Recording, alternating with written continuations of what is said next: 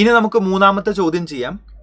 ഇതൊരു match the following question ആണ്. ഇത് നമ്മുടെ ഇലക്ട്രോ മാഗ്നറ്റിക് വേവിൽ ഒരു ക്വസ്റ്റ്യൻ ആണ്. അവിടെ നമ്മൾ മാക്സ്വെല്ലിന്റെ 4 ഇക്വേഷൻസ് പറയാറുണ്ട്. ആ ഇക്വേഷൻസ് അവർ തന്നിട്ടുണ്ട്. ആ ഇക്വേഷന്റെ പേരെന്താന്നുള്ളതാണ്. എല്ലാവർക്കും അറിയുന്ന ഇക്വേഷൻസ് ആണ് പലതും.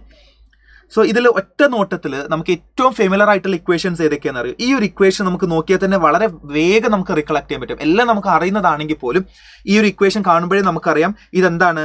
This is our Ampere's equation ആണ്. എന്താണ് Ampere equation? Integral B dot D L അല്ലെ. Integral B dot D L is equal to μ0 times a current enclosed. അതുകൊണ്ട് ഈ ഡി എന്നുള്ള ഭാഗം ഉറപ്പായിട്ടും നമ്മുടെ ആംപിയർ സർക്യൂട്ടിലോ ഏറ്റവും ഫേമസ് ആയിട്ടുള്ള ആംപിയർ സർക്യൂട്ടിലോ ആണ്. അപ്പൊ ഡി പോകുന്നത് 1ലേക്കാണ്. അങ്ങനെ വരുന്ന ഓപ്ഷൻസ് ആരാണ്? ഡി 1ലേക്ക് പോകുന്ന ഒരേ ഒരു ഓപ്ഷൻ മാത്രമേ ഉള്ളൂ. സോ മറ്റു കാര്യങ്ങൾ വെരിഫൈ ചെയ്യാതെ പോലും നമുക്ക് പറയാൻ പറ്റും ഏതാണ് കറക്റ്റ്. ഓപ്ഷൻ 2 ആണ് കറക്റ്റ്. പിന്നെ വേണമെങ്കിൽ അറിയാം ഇത് ആംപിയറിന്റെ ഫോർമുലയായിരുന്നു, പക്ഷെ ചില കറക്ഷൻസ് മാക്സ്വെൽ അതിന് വരുത്തി.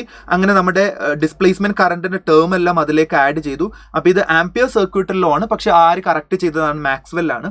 അതുകൊണ്ട് ബി എങ്ങോട്ട് പോകും? ആംപിയർ മാക്സ്വെൽ ലോ ആണ്. ദെൻ ഇതെന്താണ്? ആദ്യത്തത് Faraday law of electromagnetic induction ആണ്. ആൻഡ് ബാക്കി വരുന്നത് ആരാണ്? Gauss's law of electrostatics. അപ്പൊ നമ്മുടെ ഇലക്ട്രോ മാഗ്നറ്റിക് വേവിലെ നമ്മുടെ മാക്സ്വെല്ലിന്റെ 4 ഇക്വേഷൻസ് ഉണ്ട്. അപ്പൊ അതിന് കറസ്പോണ്ടിങ് ആയിട്ടുള്ള അവരുടെ പേരുകൾ എന്താണ് എന്നാണ് ഈ മാച്ച് ദ ഫോളോയിങ്ങിൽ അവർ ചോദിച്ചത്. നമുക്ക് കറക്റ്റ് ആയിട്ട് ആൻസർ കിട്ടിയത് ഏതാണ്? The second option is a right answer.